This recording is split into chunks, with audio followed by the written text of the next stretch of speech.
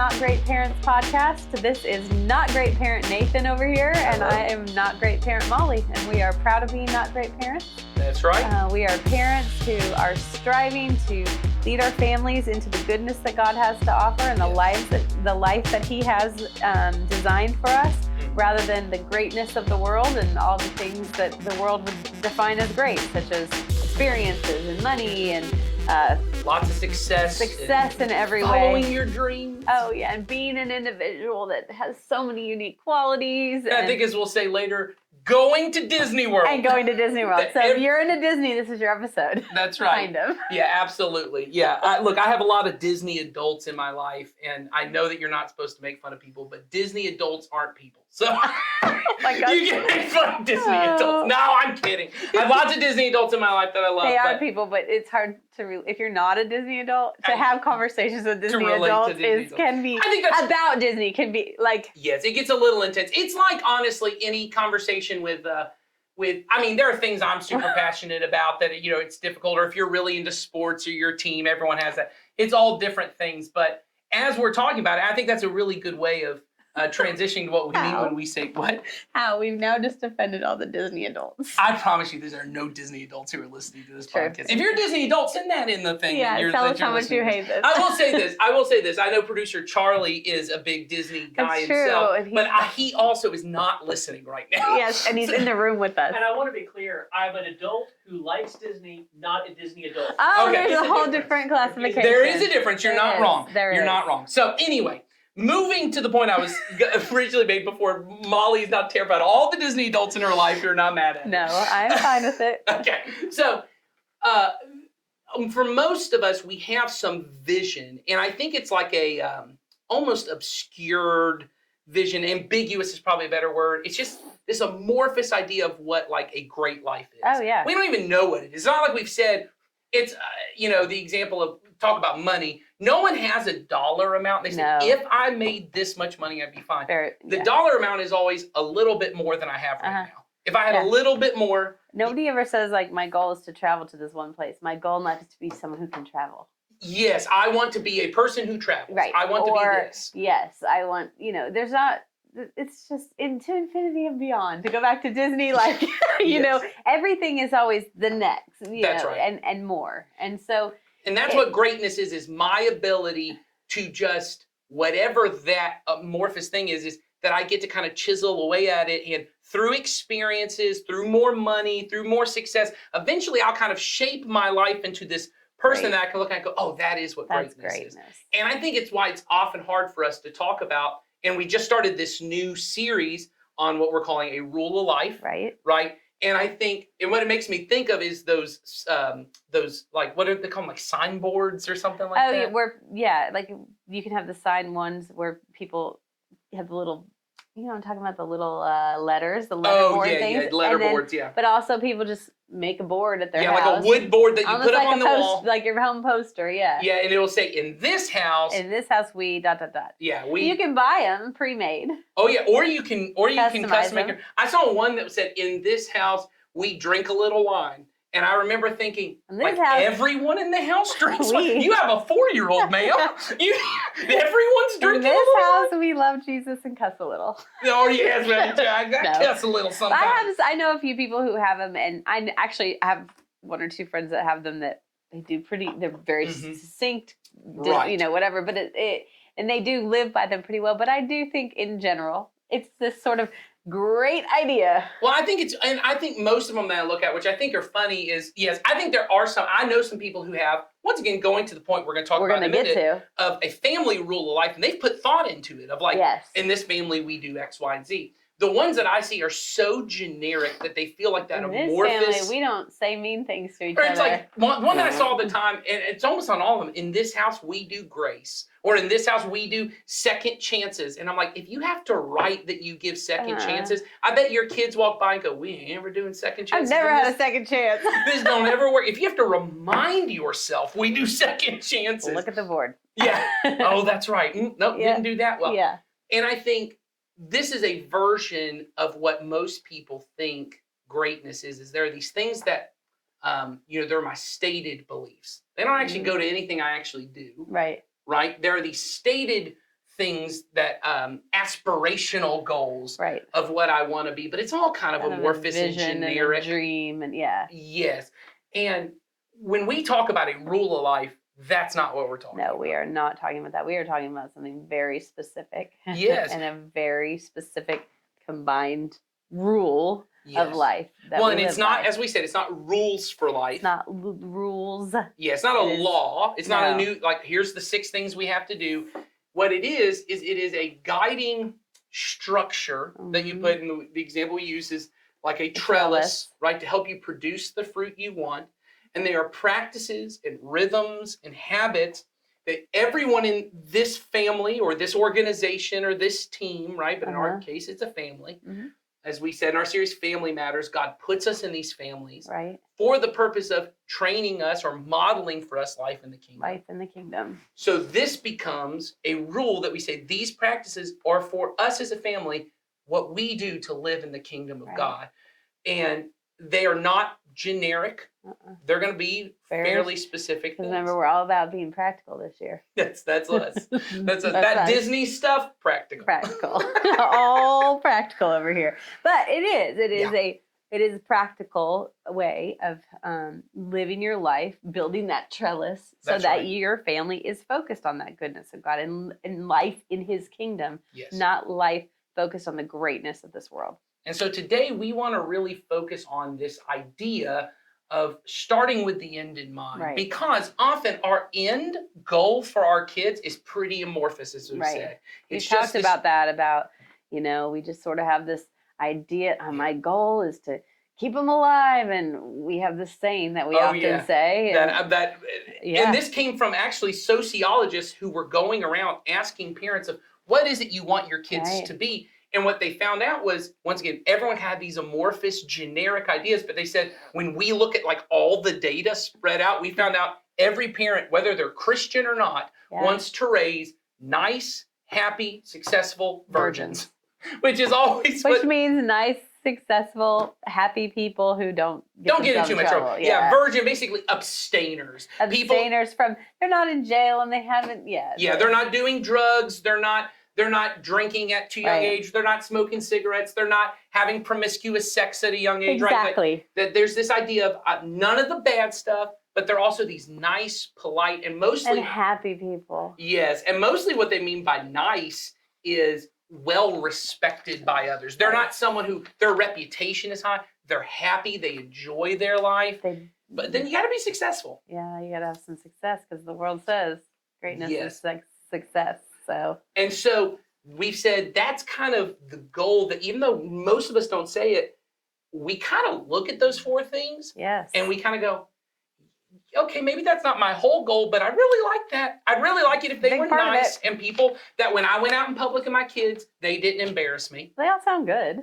Yeah. Yeah. I want them to be happy. I want them to like me. Yeah. I want them to like their life. I want them to be successful and ambitious and to do stuff and to have goals. And I don't want them to get into too much trouble. But is there something, I was going to say greater than that, but is there something more good, Yeah. gooder? Is there something gooder than that? Oh, wow. Okay. Is there something gooder than that? Yes, there is. And we know exactly what it is. It's life with God in his kingdom. And he has said, strive, to have goodness in my kingdom and not the greatness that the world puts out there. And we know that. And it so- is gooder. Yes. It is And gooder. so our goal today is really to get a little more clear on what is the end goal? What is Right. it we want our kids to become in the goodness of God's kingdom? Right.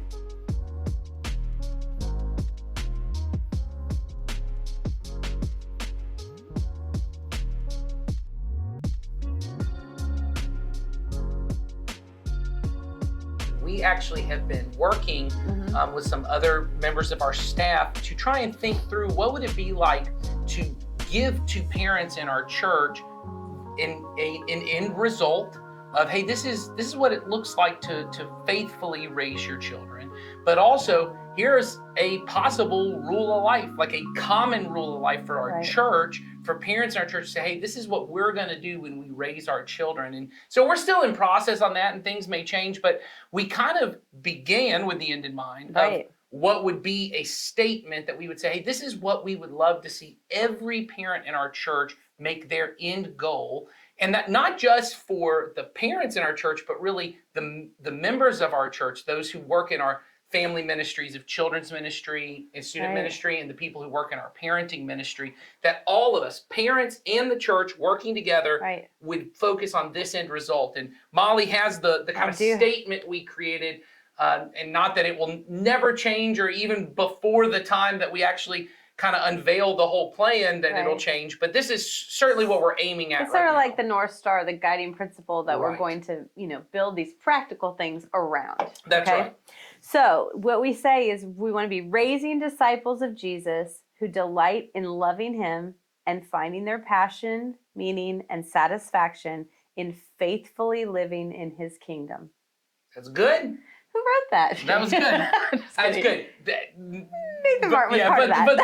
It was all a part of a bunch of meetings that we worked on. Yeah. But what I like about it is good. It is good. What I like about it, and where I feel like we're really focusing on these days, is trying to focus our minds on something that is bigger, as we say, than greatness. Right. Or even than the moment I'm in right now as a parent. Yes.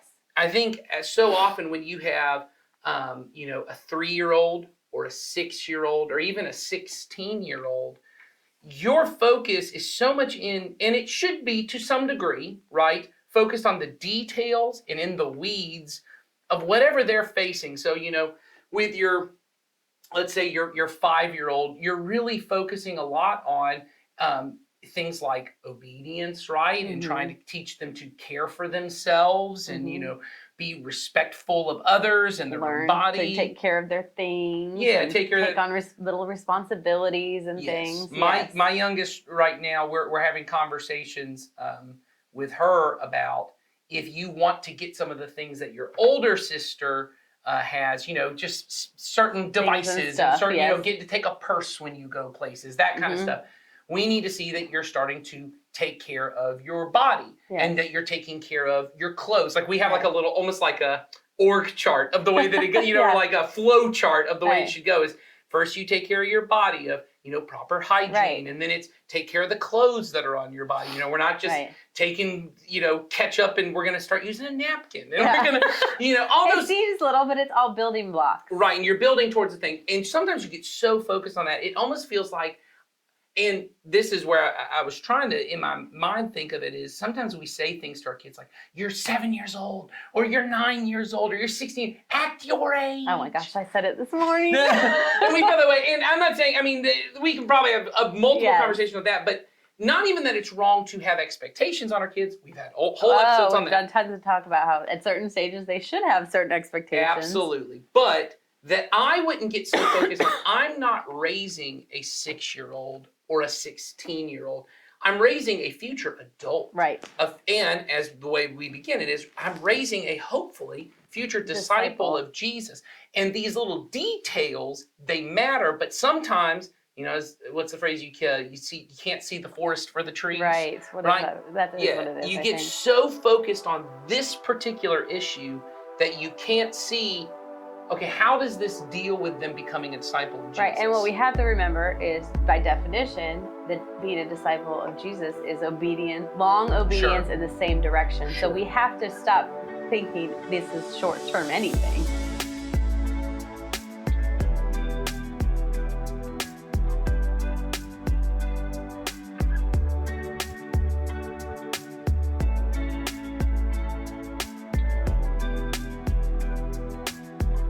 Should we break this whole statement apart a little bit? That's probably much better than whatever I just said. So let's do that. Let me read the statement again, even though Nathan kind of just did a little bit. But we want to be raising disciples of Jesus who delight in loving him and find their passion, meaning, and satisfaction in faithfully living in his kingdom. Correct. So what we were just talking about in that scenario is, what we have to look and say, are we doing something because it's what I want, or because it's what the kingdom wants? Correct. And what God has said is what we would want for our children. So that is, and that's really the and that's a really good summation, I think, of even what it is to be a disciple of Jesus.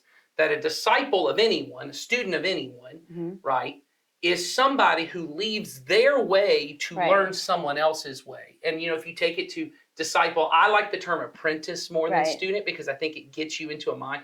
If Because apprentices, I'm trying to learn to be like you. yeah, and I'm trying to learn how to do something. And often apply it to me. Yes. Like the knowledge I have about Nathaniel Hawthorne's Young Goodman Brown does nobody any No, good. no. And I knew that I love it, and I love literature, and I love all that Yes. stuff. The essay I wrote about It was that, phenomenal. I'm sure it was great, but that does no one But any don't good. bring it here to read it till Well, and mostly what it is it's surprising. And what I love about it is that when I say that, there might be someone who goes, I need to Google Young Goodman Brown. What does this man talk here? No, I mean, you look at it and you're like, look at how smart he is that he Right. knows Young Goodman Brown. That's Right. mostly what a lot of the knowledge is. My brother's a math teacher, and he was telling me the other day, he goes, I'm looking forward to at some point teaching the math that maybe someone might actually use like 30% of that math. Right. Because he goes, a lot of high school math is something they're probably never going gonna to use. And everyone knows that. But an apprentice is someone who goes,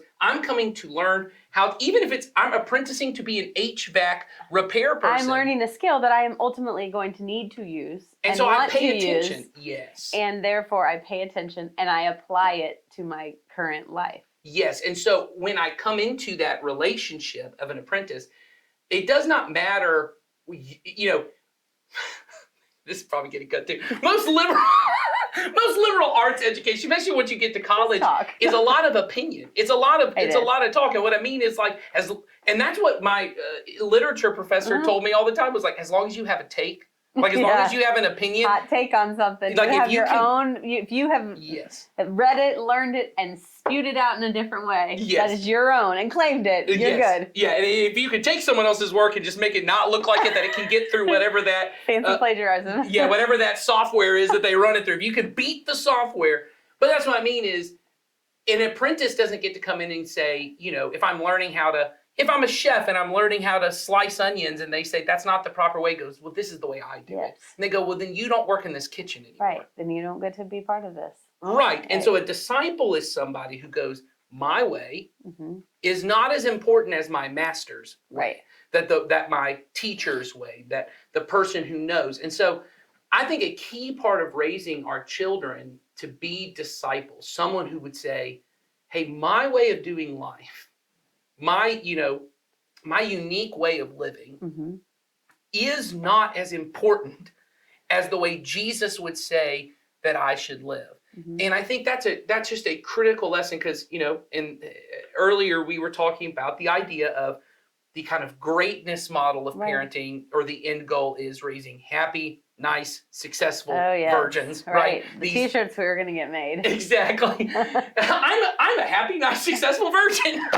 No, that is not the T-shirt. we were Okay, gonna sorry. get I didn't made. know what he was gonna We say. were gonna say like greatness, raising happy, whatever. Okay, Whatever whatever. the sentence is, and then we were gonna say something like goodness, followers of Jesus, or something like that. I'm telling you, We didn't make them. in the 90s, in the early 2000s, when I was coming up in like Christian culture youth Oh, yeah. group, there was 100% somebody selling a shirt that says like, it's cool to be a virgin. There's like it something was like a that. whole thing. There was like Oh, a that's what I whole- mean. It was a whole thing. So 100% that would have been Now a it t-shirt would be that the would have sold. like Virgin Squad. Hashtag Virgin Squad. That's great. 100% that would have been a Yes. thing. But what I mean is when you get to the greatness style of it, especially in our world that is so individualistic, every parent doesn't only want their kid to be happy, nice, successful, and stay out of trouble. Right, Right? Is right. basically the last one.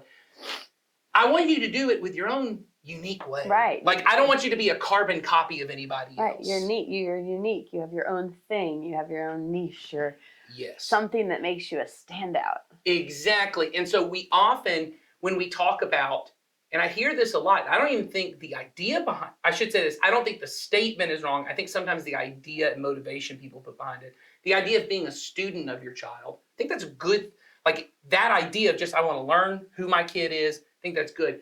Often what I seem to gather from what people flesh that out to me Right. is, whoever my kid is, my job is just to maximize whoever they are right now. Help them figure out if you're... Don't change them. Yes. You're going to accelerate what's already innately great about them.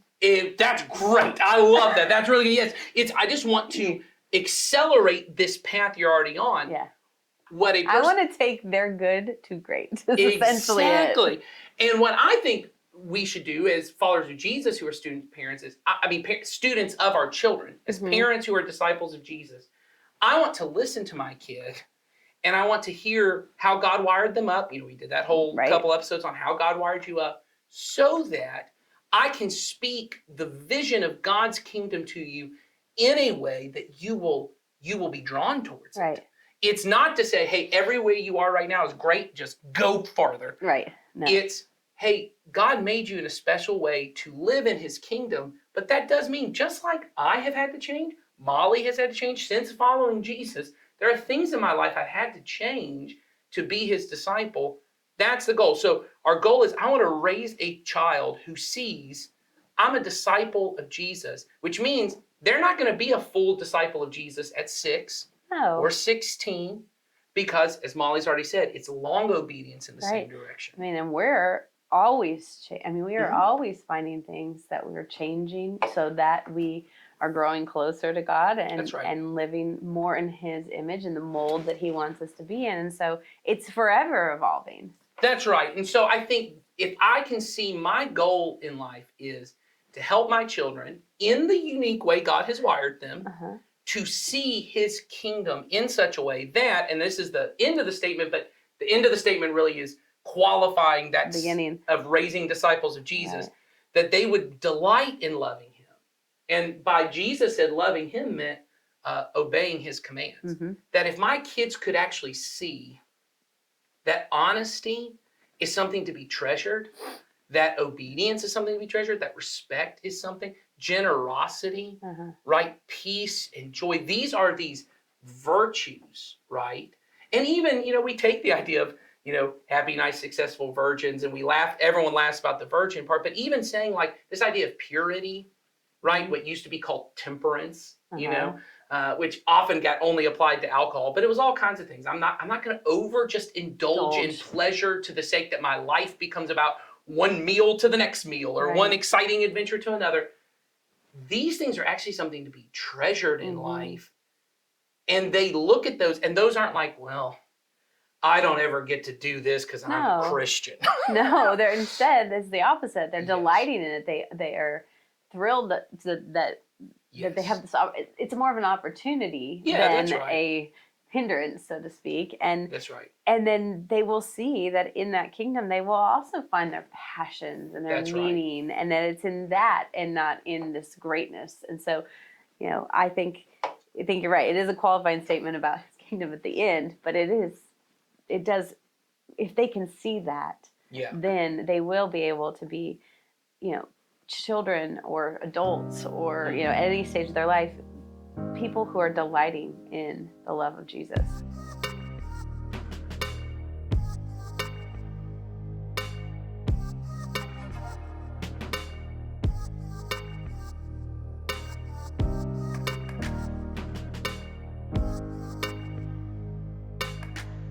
Have your kids been to Disney World? Okay. Have they talked to you about going to Disney World? Yes. Okay. This is insane. We're going to Disney, right? No. This is insane. My kids talk to me all the time. Now, their cousins have been, so maybe that's a part of it. It's like their cousins have been to Disney World, so they have. But like my kids don't go to public school, so it's not like they're like in school every day and kids are talking about their great trips. But that Disney World's like this rite of passage at some point for kids. Yes, there's like this. They are obsessed with, and part of it is, they watch Disney Plus and they watch things.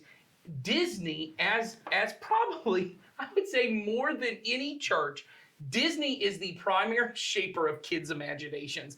My kids, whether it be Star Wars, Marvel, Disney, all those different things, Disney Channel shows, and they do such a good job of saying, you can step into the world of Disney. Oh, yeah. Your world that you've always wanted, you can act, that world is real. And it's, even though it's magical, it's real magic. Yeah, it can exist.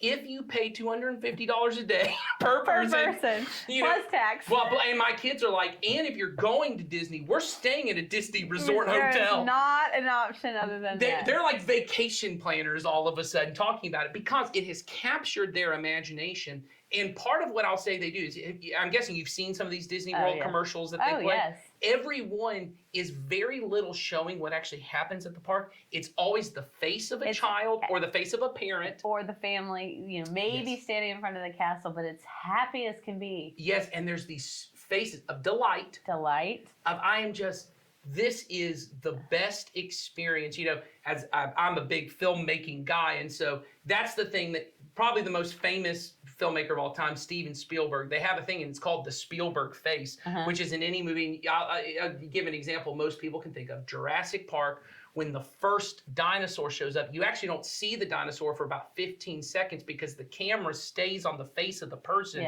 looking at the thing in awe and wonder. And what that does is there's something about human beings when I look into the face of another person, even if you're not a super empathetic person, you imagine yourself in their shoes. And so you start feeling awe and wonder before you even see the thing. And then you see it and you're a double awe and wonder. Then the thing that you see doesn't even have to be that great because you're already feeling it before you even see it. They basically cue you up. It is 100. Well, and in Jurassic Park, then you've got. Yeah, I know. Well, that's Jurassic Park, and you are like, you know, on wonder because come on. Yes. Well, and even so, let's go further into Spielberg, which everyone wants to hear. That song, so John Williams, the reason that song is not only memorable, but it's emotional for people is the way that song is written. It is written like a choral religious piece that is used in like bigger like religious organizations when like the priest enters carrying like supposedly the spirit of God into the room.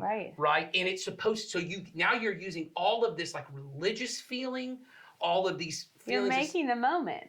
Like that music that makes the moment and then the feelings and you're building on, playing on everybody essentially. Basically, yes. You're manipulating the emotions to get the experience you want. And so I think about like the Disney commercials. My kids are convinced you don't even have to do anything. If you walk into Disney World, it is truly the happiest place on earth because look at those kids. Yeah, but they aren't showing all the kids that are having total meltdowns. Well, because we went to Universal Studios because I thought they would actually enjoy because there's more of like the stuff they like. They like it that. We went to the Harry Potter one and we waited in line for 90 minutes. I'm not joking. 3 of my kids were like in tears screaming. And they think Disney I'm going to die. It's never going to happen. I'm going to die in this line. It's the worst thing that could ever happen. And I said, we're not coming back here. And somehow they think that the commercial for Disney World right down the road means that place is the happiest place on earth. And they have no lines. Yeah, right. Exactly. So here's what I mean. Our kids are constantly being told, and not just by Disney. No.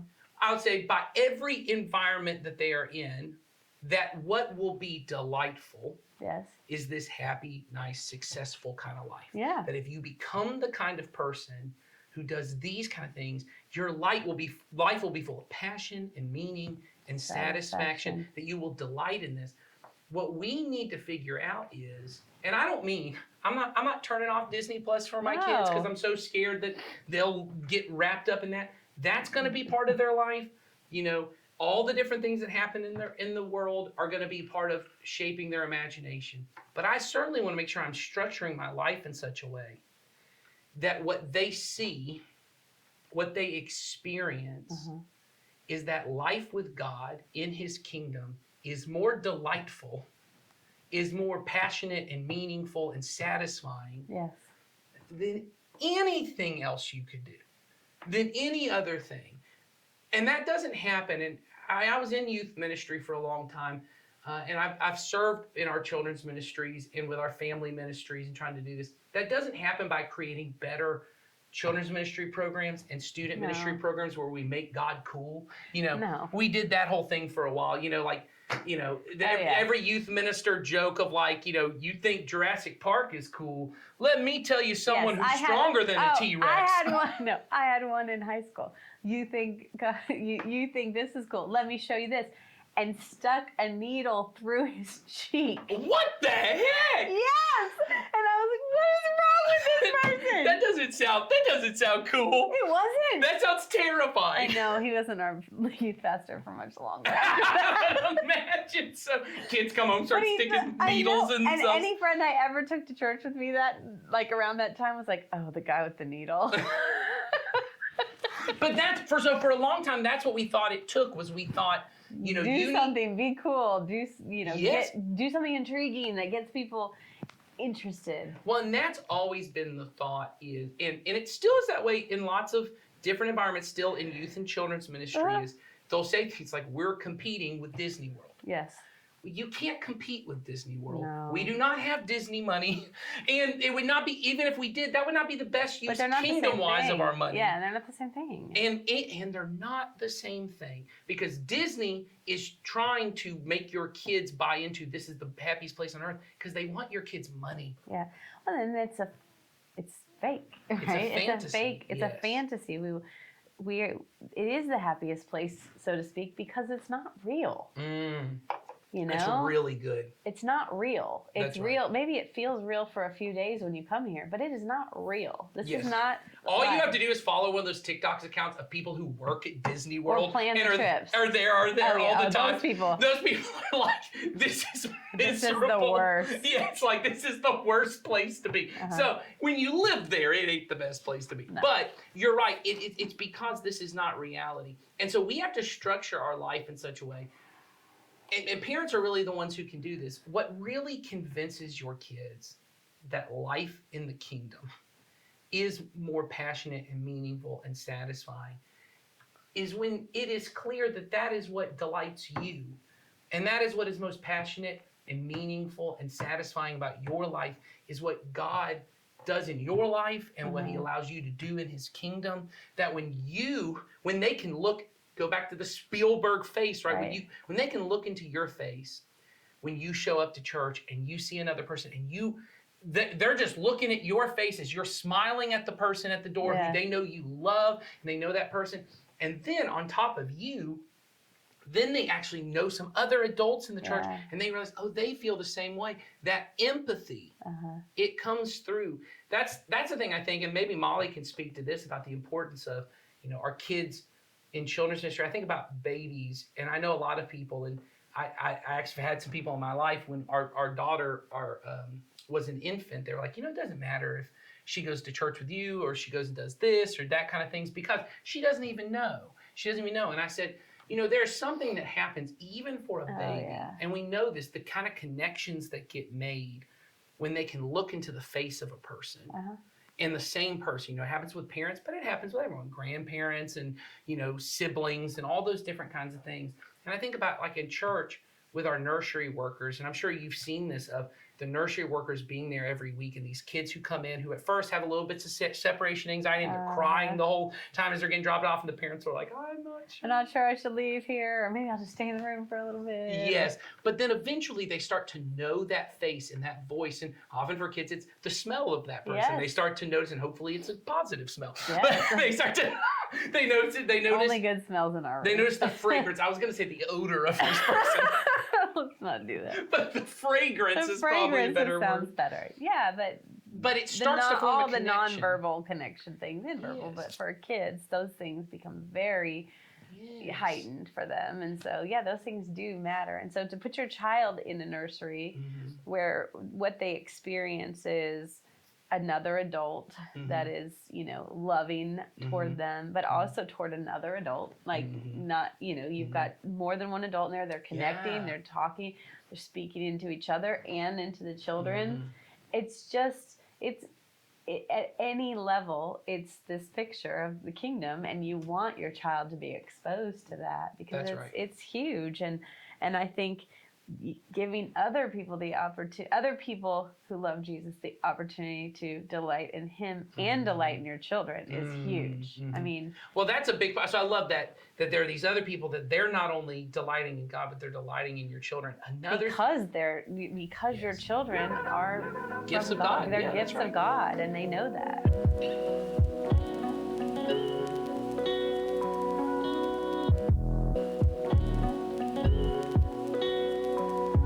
There's something about another person who loves you sharing something with you. Everyone I know who loves to fish, because fishing is boring and I do not get it. But my dad hated fishing, so I was and never in my family, that's a big thing. right. And I think about that's usually passed either once again from some My older. grandfather loved it. My Okay. dad loved it.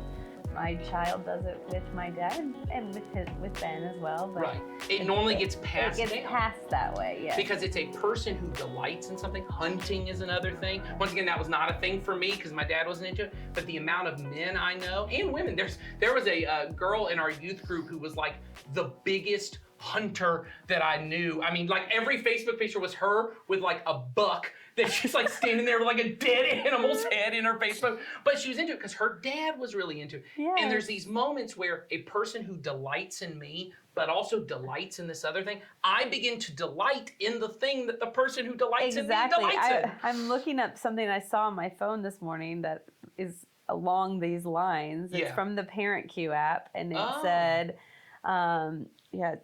well, let's see if I can get to it. Hold on.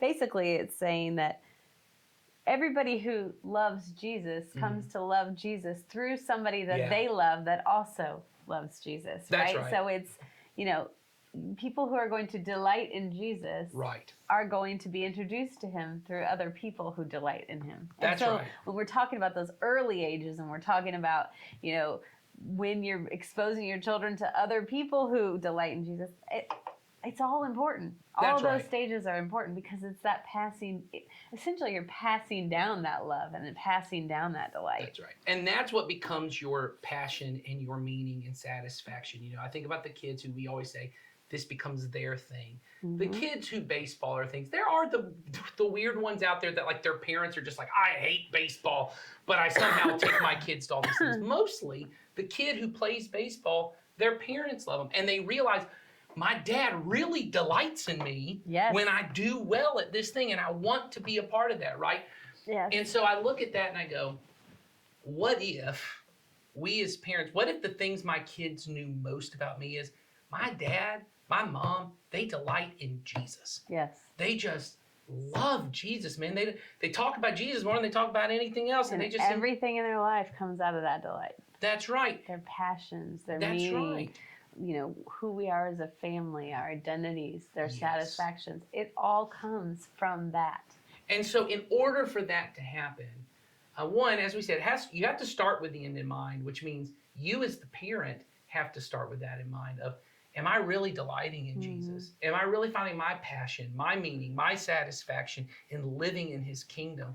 And if not, what is that going to take for me to do that? And then as we said, as we start to unveil this kind of rule of life of what does that look like for you as a family, you're the one who has to lead the way. Yes.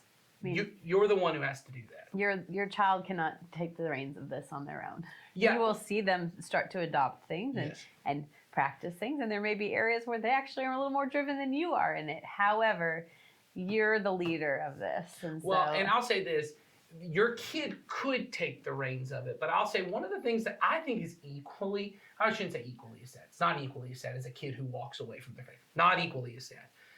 But it is still a sad experience is when there's a kid who becomes, 3 to 4 times more invested in their faith than their parents were.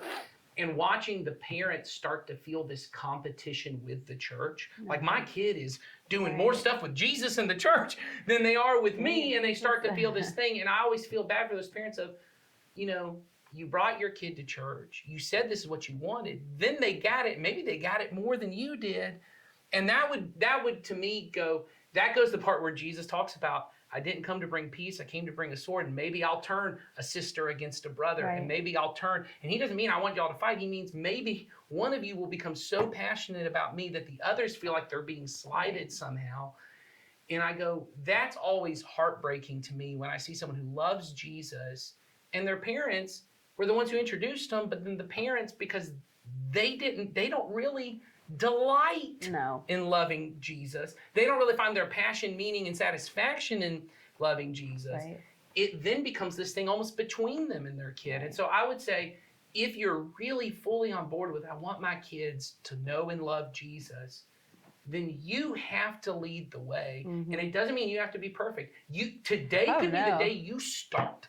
Are you perfect? But no, absolutely Well, not. I am definitely not. But Well, I'm saying but you don't I'm even have to be always- that far into any of these No, practices that we It's bring the up. same thing we always say, pointing your feet towards Jesus and moving. Yes. And we are not saying you're pointing your feet towards Jesus and you've moved all the way or you're at That's a right. certain pace. We are saying point them and move and be intentional about the things you're doing and be very, structured in that this is my top priority and Right. my priorities are set in this way and all things are going to flow out of that. That's right. And Yeah. so this is kind of the guiding thing, that we want to raise disciples of Jesus who delight in loving him and find their passion, meaning, and satisfaction in faithfully living in his kingdom, which means we want to be parents who are disciples of Jesus who delight in loving him, and that we would find our passion, meaning, and satisfaction in faithfully living in his kingdom. That is ultimately the goal for our families. And I think if that happens, you would find that your kids, you would raise some really good kids. Really And they good may kids. not be great kids. Might not be great kids, Yes. but they would be good kids. It would be good. And I think you would find when that's your passion and your satisfaction in life, right? Then that's ultimately what you become most excited about. There's that, I believe it's a proverb, or it might be a psalm that says, delight yourself in the Lord, and he will give you the desires of your heart, which in the world of greatness, what that means is, that's the formula. Yeah. Whatever I want, if I just delight myself in the Lord, I'll do Yeah, whatever I want. right. What it means is, I think it is a formula. It's just the opposite way. If you're so delighted in him, Then He you is what get what you want. He's what you want. You get He's what what you you want. want. He And- is available to you. His kingdom is available to you. And then even when your kid's not great, when he's good and he doesn't go the way that you, at one point in your life, that was the desire, is I want this kind of kid and this kind of thing. When your goal is, I just want a kid who loves Jesus and lives faithfully in his kingdom, then when you get that, that was the desire of your heart because you delighted yourself in loving Jesus. Yeah. So we hope that you do that. We're going to be unveiling more of this as we go. Yeah, we're going to keep talking about it. So we hope you'll join us next time. If you Yeah. have questions or comments, we've got a link in the show notes. Feel free to send them our way. If there's something you feel like you want to talk about around this statement or just about anything, send it to us and we will make sure to bring it up. But thanks for being with us today, and we will see you next time. Have a good day.